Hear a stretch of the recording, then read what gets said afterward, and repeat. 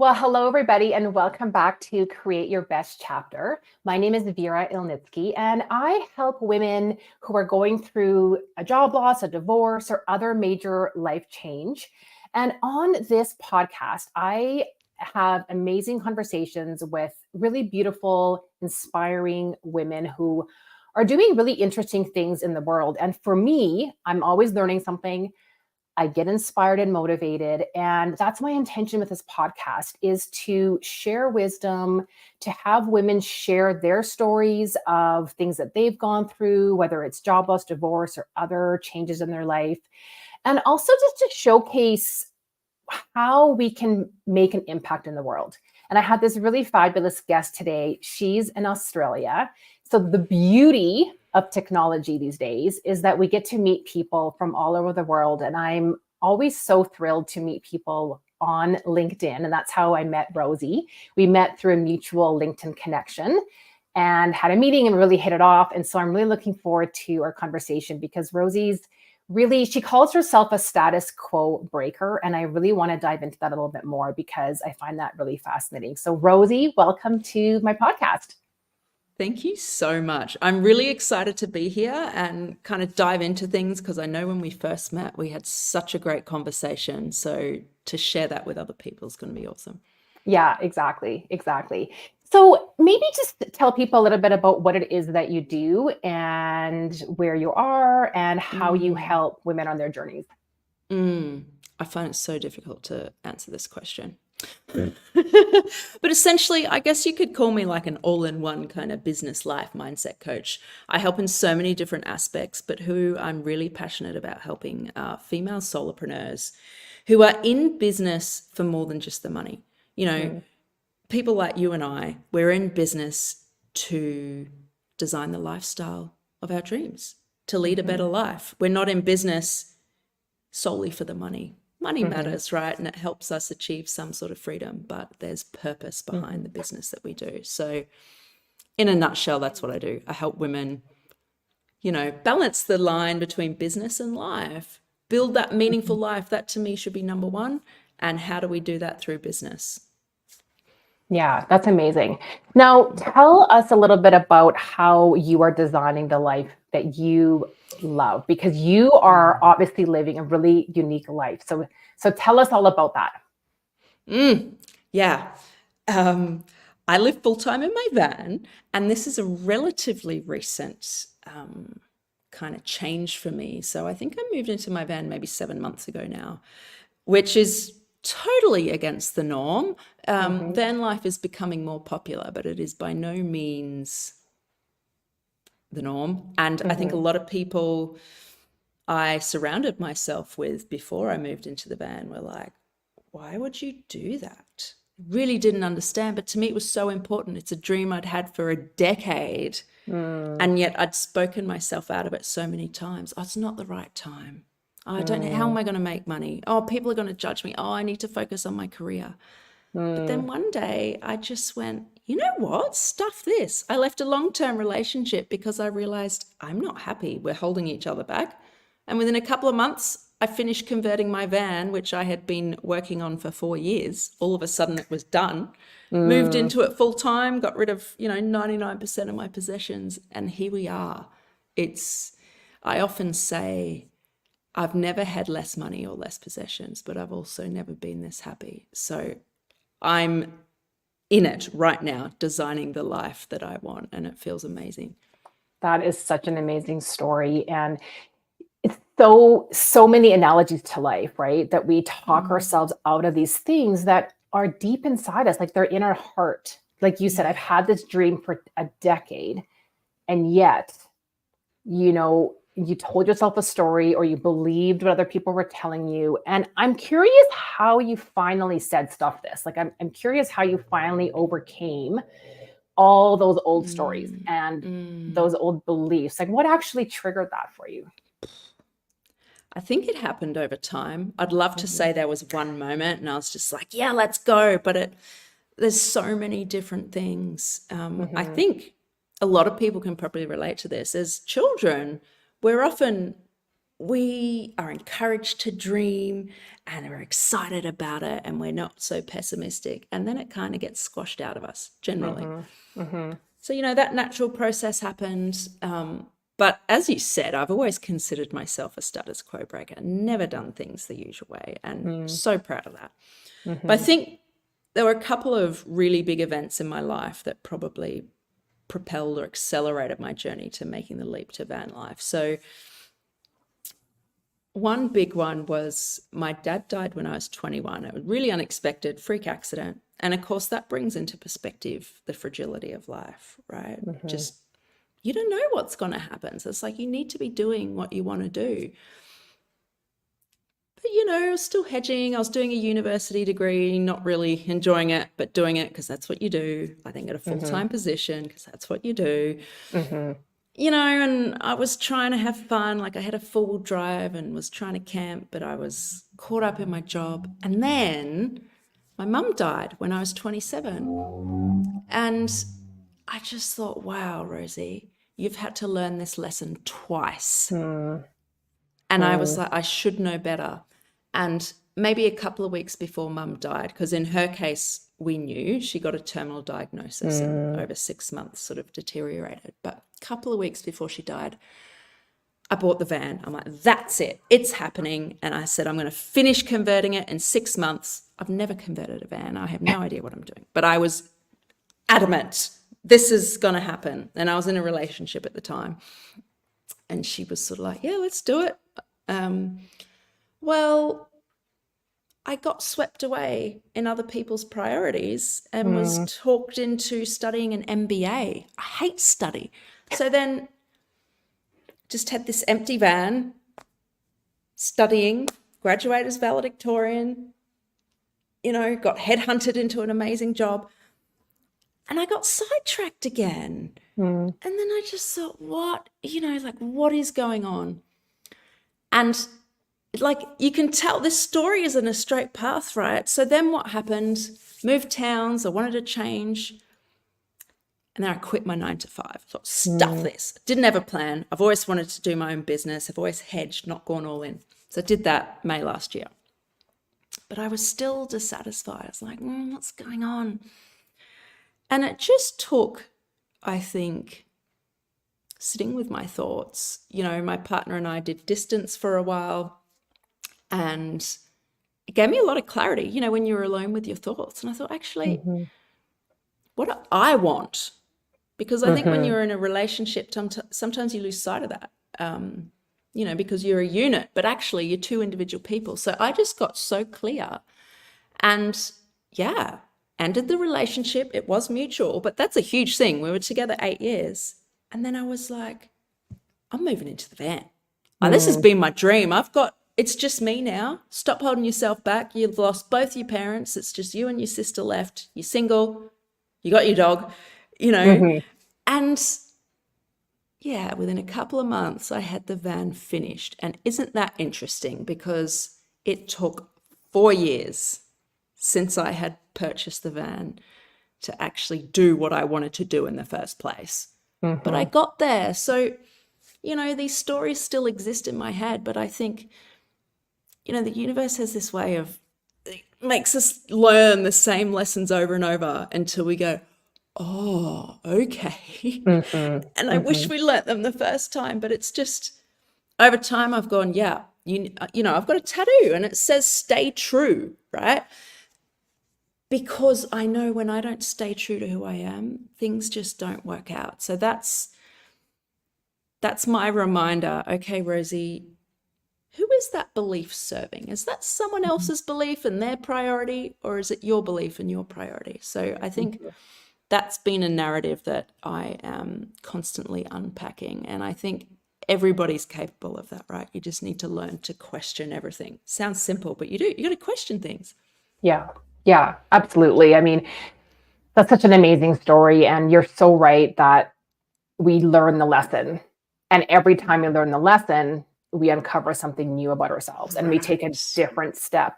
Sometimes it takes us a little bit of time to actually say, okay, I'm actually going to do what I'm feeling in my heart, right? What I know I need to do. Right. I'm also curious though, when you say, you sat with your thoughts and you question your thoughts, like, do you have a technique for that, or or Mm. a way, a practice, or a way of getting in tune with those thoughts to sift between what is actually your Mm. intuition and what is your maybe programming? Do you know what I mean? You're hitting me with the hard questions here. Well, Rosie, It's, you're full of wisdom, so I know you can do this. I mean, this is the work that I do, right? Some Mhm, people say, oh, you're a business coach. I'm like, not really. Like, this is the stuff you really have to dig into.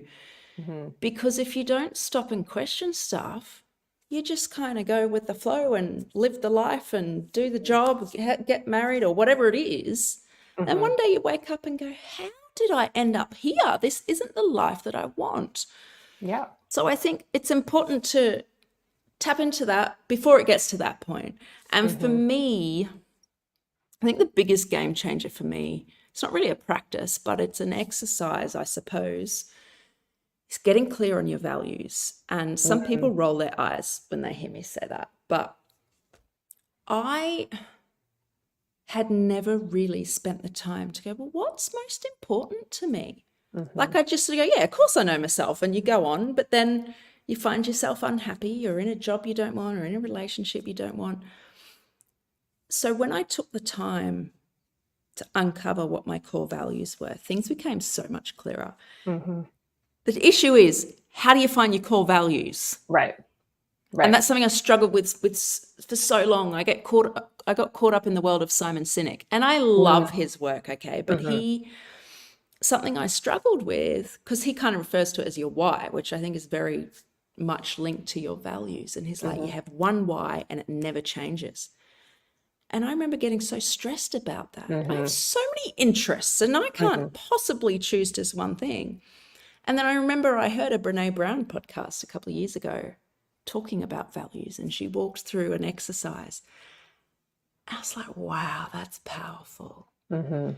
And I think a good, there's a lot of steps to it, right? But if you do it well, it takes maybe half an hour. And, for people tuning in, I think one thing to help you get started, and I've got a whole bloody mini course on this because it just, how deep do you want to go, right?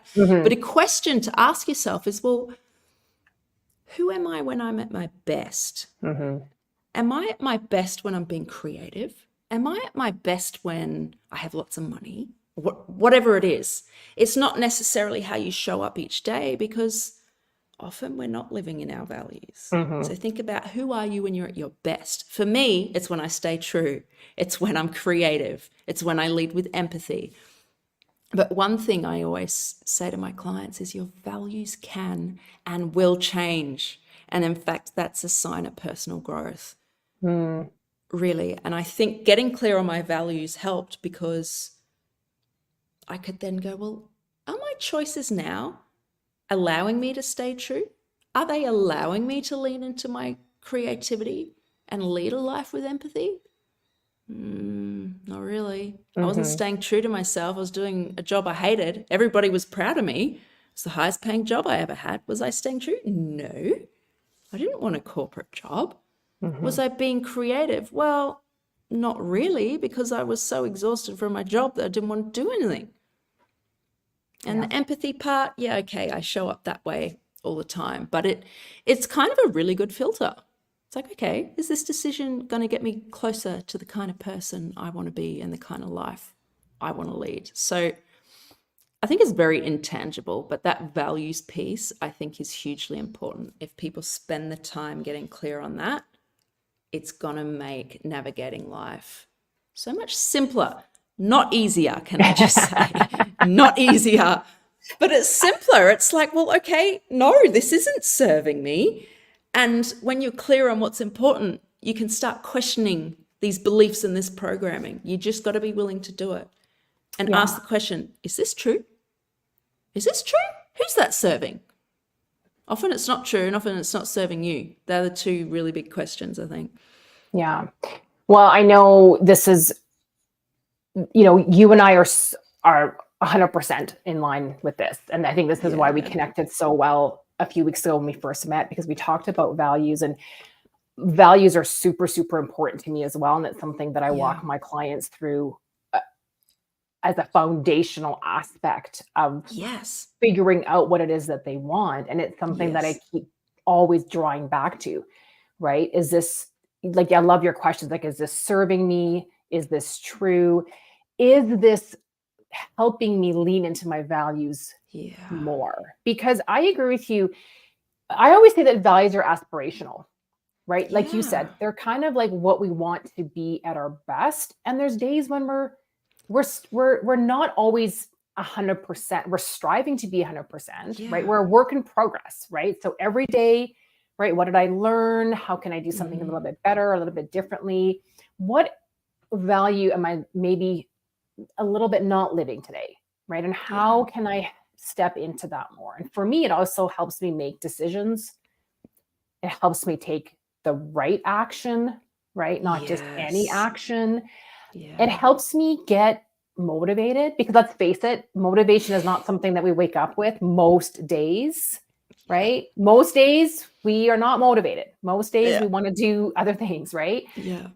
But it's kind of that, I always like to say, like, what would a person who values this do? Mm. Right? So if Mm. you're feeling like, I always use this example, if, I get out of bed, my alarm rings, I'm like, I don't want to go to the gym today. Right. Well, one of my core values is wellness, which Mm. includes moving my body, right? Looking after myself Mhm. physically and mentally and emotionally and spiritually. So it's like, what would a person who values wellness do today, Vera? Okay, they would move their body, right? They would get up and go to the Yeah. gym. And so it just shifts my mindset into what would I do, right? Like, what would my highest Mm. self do? What would my best self do Yeah. today with that value? So, yeah, you and I are like 100% aligned on how values can really, really help. So, thank Mm. you so much for sharing that. And I love your strategies around that. How do you feel that values pertain to purpose? Ooh. Hmm. I think it's so intertwined, right? None of these things are separate, because when you're clear on your values, kind of leads you to your purpose, right? Mm-hmm. And again, purpose is something I still grapple with, because I don't Mm-hmm. think it's a one and done type thing. My Yeah, purpose absolutely. in this stage of life is probably different to what it will be in another stage. Mm-hmm. But purpose, I think, is living or walking in your values, Mm.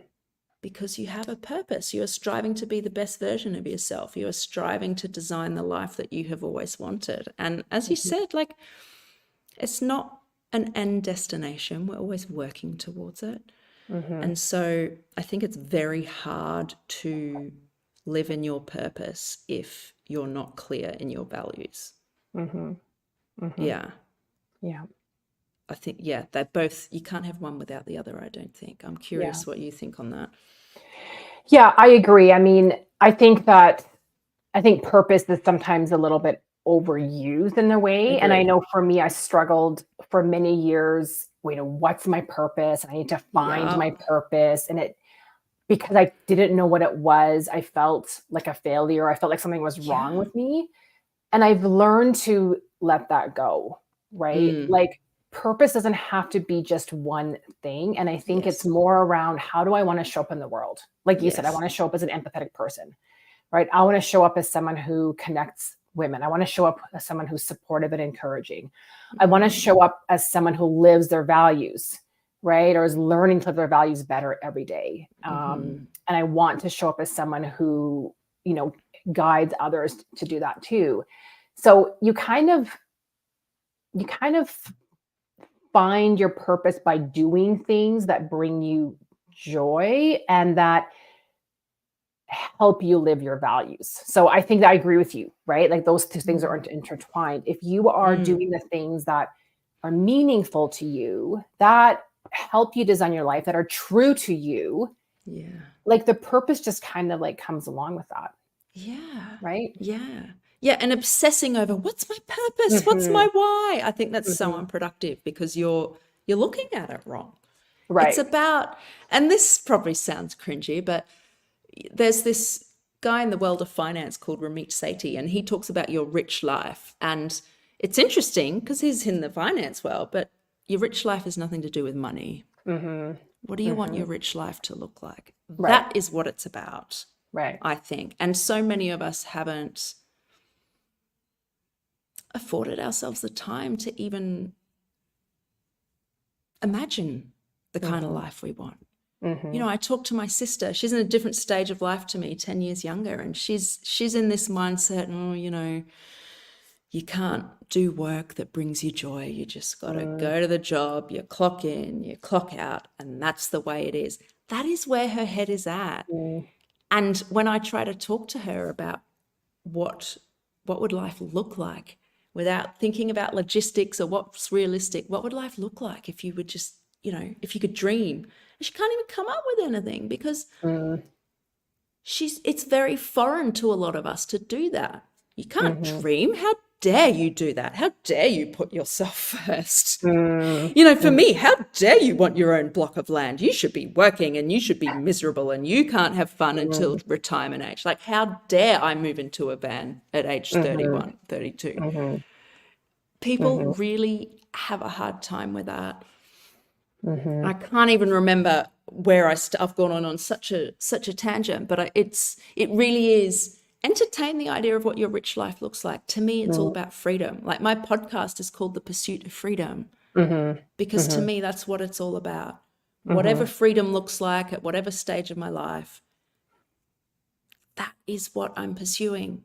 You know, there isn't an end destination. We got to change that mindset. It's we're showing up, and for me, I want to be having as many joyful moments as I can. You know, let's be realistic. There's going to be crappy times. That happens. It's life. And I think we need balance. But if I can be more intentional with my decisions and my time, that's powerful. It's our life. We get one of it. Like, you and I are never going to have this day again. So I'm choosing to spend it with you because this is a conversation that brings me joy. If it didn't, then why would I do it? Oh, I don't want to let them down. Oh, you know, it's going to look really good for my connections on LinkedIn. That's not the reason to do something, but so many of us fall into that trap. Yeah. What do you find that most of the women that you work with struggle with the most? Oh, it's mindset. 100% mindset. Like, how so? What do they struggle with their mindset? Money is a huge one. Like fear of money, or not having it, or needing to pursue it. Like, what is it around money? I think we all have money blocks, okay? And I don't think, you know, it's even for me, like, it wasn't until, I don't know, the last 5 years that I really started unpacking where my money mindset came from. Because I was walking through life going, yeah, my view of money is the way it is, you know? And then I was like, but is it? And you go, oh, you know, I had this experience in childhood and this is how I was raised. And I was told I was wrong when I did this. Or I used to have this Dollar Tree. I don't know if you have them over there. It was like this plastic thing. I don't know why it was called a Dollar Tree. It doesn't even look like a tree. And you'd put dollar coins in it and they'd stack up.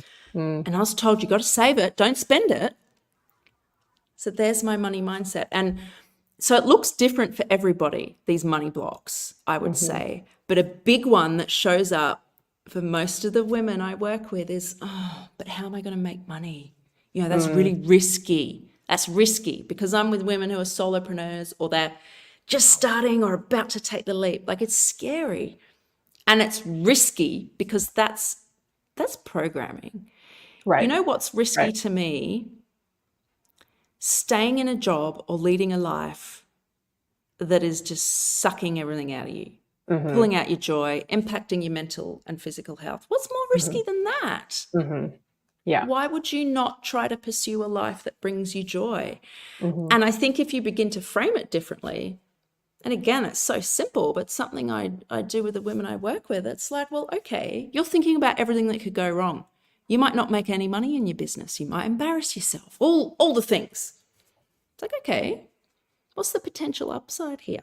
And their face changes. Oh, well, I could do this, and I'll be helping all these people. Blah, blah, blah. Like, off they go. I'm like, well, okay. And then if you flip the switch, okay, what's the potential upside of staying what you're doing now? And they might go, oh, regular paycheck. That's usually what it is. Mm-hmm. Mm-hmm. But they're unhappy. They're working with me because they want to change. Mm-hmm. And this is something I really dive into. Wanting something is not enough. Mm. It's not enough to make it happen. And this is another thing. Every single client, we get in our way. This includes me. We get in the way of achieving our goals. Not because we don't desperately want whatever this goal is, but because we're getting in our way. And once you unpack that, you realize it's programming. There's existing beliefs you have. For example, for me, wasn't a belief I was aware of, but somewhere along the line, I'd picked up, well, you can't possibly run a business you love and make lots of money. Mm. Can't possibly do that because money, you're not a good person if you want money. That was a big pre-existing belief. So of course, subconsciously, my body is trying to protect me. No, it's important to you to be a good person. So why are you trying to do this business and earn money? And it's like having one foot on the accelerator. That's how much you want something. And one foot on the brake. So you're barely moving. Mm-hmm. So that's a huge part of it. But yeah, I would say money is a big one. That is what talks a lot of people out of living their dreams. There's so many women I meet, often 50s, 60s, and I've actually got a friend, she's mid-50s, I think, and she calls it fierce woman syndrome. She says women get to this age, late 40s, early 50s, sometimes a bit later, and they go, you know what? Stuff this. They leave their relationship, they quit their job, they do all these drastic things and go, you know what? I'm putting myself first. Fierce woman syndrome. And I think that's happened earlier for me. But that's the moment I want to help people get to. Stuff this, Yeah. Let's start, it's your life. So start thinking about how you can design it the way you want it to. And, just because you want to be a multi-millionaire might not necessarily mean you get there. But if you dare to dream of that, then you can start taking steps towards it. And I guarantee life's going to be better for it. Well, and I love that too, because I always say, if you are happy, if you know what you want, if you know what you stand for, if you know what brings you joy, if you know what energizes you, right? If you can step into your life confidently, not the life that like, oh, I don't want to go to work, I can't wait for the weekend, right? Yeah. If you can really live energetically, and that's not saying that your life is going to be all rainbows and butterflies and unicorns. Right. Like, you're right, there's still hard times, but if you know how to navigate those hard times with confidence, if you know how to bring yourself out of dysregulation, out of fight or flight into a regulated state, right? If you have those tools and techniques to do that, imagine the impact you're going to have on those around you, right? If you're living a life that you don't love, in a job that you hate, in a relationship that's toxic, or with people that are not meant to be with you, they're not serving you, and you're not doing what it is that you really want to do, or you're not even taking the time to explore what that could look like because of all these fears or stories we tell ourselves, you're doing a disservice to the world. And I really believe that the world right now, we all know this, needs more kindness, more love, more empathy. And the only way to do that is if we feel energized, if we feel calm and regulated, right? So I always say that to my clients, right? If you can step into the life that you love and be energized, imagine all the people you're going to help. I know you want to help people and make a positive impact on the world. Yeah. And it has to start with you. It starts with you. And then those ripples will ripple out into the world, right? Into the people around you. And then those people get uplifted and they help people in their life, and it just ripples out. And so this is why it's so important to put ourselves first. And, back to your, you were explaining how we have all these stories. I feel like one of the stories, one of the programs we have is that we can't put ourselves first because that's selfish. Yes. We got to flip that switch around, that frame of mind around, and say, if we put ourselves first and look after ourselves, not from a selfish perspective, but from a perspective of I'm doing this because it's going to create more energy in my life so that I can look after my kids or look after my spouse, look after my team, look after my community with strength and resilience and confidence. That's why putting yourself first is so important. So I love that you're doing that and really allowing women to dream, step into their dream, and deprogramming Yeah. like these old thoughts. And you're so 100% right, questioning those beliefs, questioning those thoughts, because we get to decide if those beliefs, if those thoughts that are coming into our mind are true, and most of them aren't, and most of them are negative for whatever reason. Right. I don't know. Yeah. It's just human nature is that we have this negativity bias, and most of the things that come up in our minds aren't true and they're negative, and we get to decide whether or not we want to believe that or not. Yeah, absolutely. And if people are struggling with well, is this true? And they go, well, of course it's true. I challenge you just to start looking for evidence that it's not true. Just be open to it and have a look. And often you'll go, oh, like for me, there's someone running a business that brings them joy. Oh my gosh, it's a successful business. They've got enough money to lead the lifestyle they want. Oh, why can't I do that? You know, and you just keep finding examples. Maybe your belief's true, but I can almost guarantee it's not. Yeah, exactly. Yeah. I mean, I've been using the word curiosity a lot, like just get curious. Yes. Right. Not judgmental, not hard on yourself, not like, oh, I should be doing this, or look at that person. I'm going to get into comparison mode, which is where I tend to go. But Yes. just being really curious. Like, I'm so curious how they made it work. Like, I'm so curious what their life is like, right? Like, I'm so curious why I'm even feeling this way, right? Yeah, And I'm curious, do I need to believe this thought or not, right? So yeah. I think curiosity really leads us down that path of uncovering different perspectives Yeah. and different points of view, and therefore different opportunities. Right. It's amazing, actually, the opportunities that have come my way when I put myself first, right? Like when I go, yeah, this is what I want to do. This is what feels like me. It's fascinating to me.